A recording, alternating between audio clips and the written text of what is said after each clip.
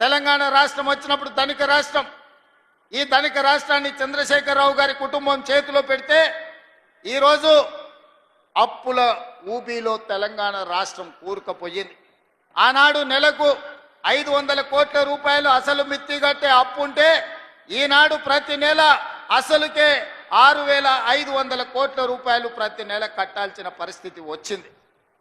10 ఏళ్లలో ఈరోజు దాదాపుగా 8 లక్షల కోట్ల రూపాయలు 7 లక్షల కోట్ల రూపాయలు బ్యాంకుల్లో అప్పు తెస్తే 40,000 కోట్ల రూపాయలు కాంట్రాక్టర్లకు బకాయిలు పెట్టిండు.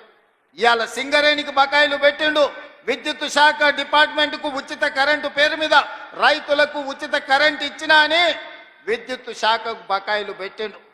నిన్నగాక మొన్న బ్యాంకుల్లో తెచ్చిన అప్పులే కాదు, ఆయన పెట్టిపోయిన బకాయిలను లెక్కేస్తే 8,29,000 కోట్ల రూపాయల లెక్క తేలింది. మిత్రులారా,